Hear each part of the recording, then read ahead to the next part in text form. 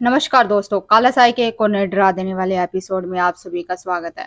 दोस्तों, एक ऐसा गांव जो कि भूतों का गांव कहा जाता है और ऐसा कहा जाता है कि 200 सालों से वो गांव वीरान पड़ा है।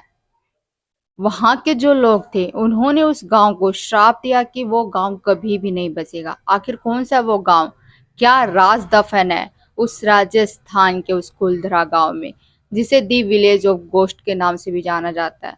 जी दोस्तों, कुलधरा गांव में एक ऐसा राज दफन है। कुछ तो उस गांव के अंदर ऐसा हुआ था कि लोग रातों रात उस गांव को खाली कर कर चले गए थे। आखिर क्या हुआ उस कुलदरा गांव के उस दिन, उस रात को, आखिर क्यों गांव के लोग वहां से चले गए? कुलदरा गांव के वीरान होने के पीछे अजीब और गरीब रहस्य है। दरअसल कहानी शुरू होती है आज से 200 साल पहले, जब कुलधरा गांव खंडर नहीं था बल्कि वहां पर पालीवाल ब्राह्मण रहा करते थे। 84 गांव वहां पर आबाद था। और ऐसा कहा जाता है कि जो पालीवाल ब्राह्मण थे वो बहुत ही ज्यादा निपुण थे हर चीज में। वो इतने ज्ञानी थे कि वहां के लोग वहां पर उस जमीन पर खेती भी क्या करते थे। हंसता खेलता वो गांव था, लेकिन फिर कुलधरा को किसी की बुरी नजर लगी। जो जैसलमेर का राजा सलीम सिंह था, वो इतना क्रूर राजा था कि वो किसी पर भी अपना शासन चलाता था और लोगों पर अत्याचार करता था। उनसे ज्यादा से ज्यादा टैक्स वसूल करता था।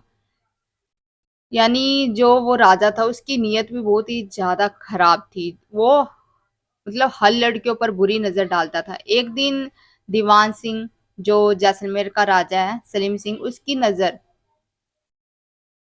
एक पालीवाल ब्राह्मण के लड़की पर पड़ती है जो कि वहां की मुखिया की लड़की थी।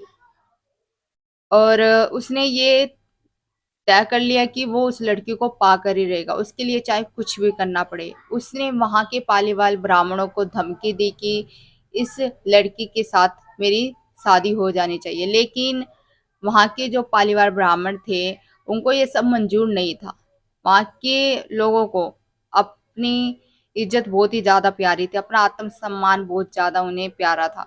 इसलिए उन्होंने राजा की बात को नहीं माना। लेकिन वो जानते थे कि अगर वो राजा की बात नहीं मानेंगे, दीवान सलीम सिंह की बात नहीं मानेंगे, तो ये पूरे गांव को बर्बाद कर देगा, पूरे गांव पर अत्याचार करेगा।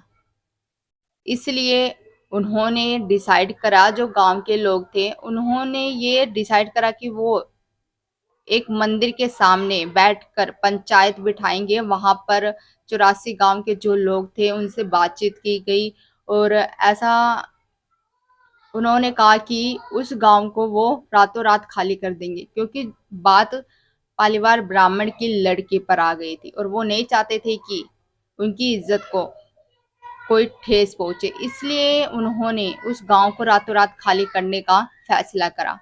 उन्होंने ये फैसला किया कि वो इस गांव को छोड़ देंगे, लेकिन वो कभी भी अपनी लड़की को सलीम सिंह के हवाले नहीं करेंगे।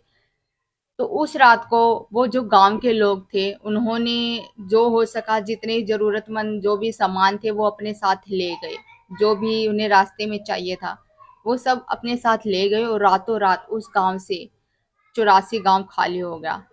और आज वो गांव ऐसा बन गया है कि वहां पर कोई भी परिंदा पर नहीं मारता। वो इतना डरावना बन गया है कि जो वहां के लोग पालीवाल ब्राह्मण थे उन्होंने जाते जाते ये श्राप दिया कि वो गांव कभी भी नहीं बसेगा। उनके जाने के बाद जो भी इस गांव के अंदर आएगा, बसने की कोशिश करेगा, वो कभी भी चैन से नहीं रह सकेगा।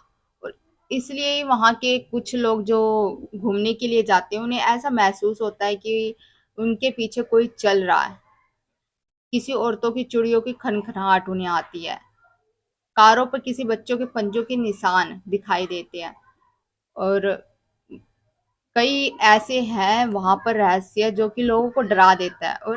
और जो वो कुलधरा गांव है वहां पर, वहां से दूर बॉर्डर पर सरकार ने वहां पर एक फाटक लगा दिया है, जिस पर ये लिख दिया गया है कि वहां पर घूमने के लिए सिर्फ दोपहर का टाइम होता है। दोपहर के बाद शाम के 4 बजते ही उस कुलधरा गांव के अंदर कोई भी नहीं जा सकता है। और जो भी गया है, अजीबोगरीब चीजें उन्हें महसूस हुई है। दोस्तों, आपको बता दें कि जो 84 गांव था, उन 84 गांव में से 82 गांव ऐसे हैं जो कि बस चुके हैं, लेकिन उनमें से 2 गांव ऐसे हैं जो कि आज तक नहीं बसा। एक कुलधरा गांव और दूसरा है खाम्बा। ये कभी भी नहीं बसा। इसमें चाहे जितने बसने की कोशिश कर लो, लेकिन ये आज तक वीरान पड़ा। यहाँ पर जो भी बसने की कोशिश करता है वो कभी भी वहां पर बस नहीं पाता है, और वहां पर उन्हें अजीबोगरीब चीजें महसूस होती हैं।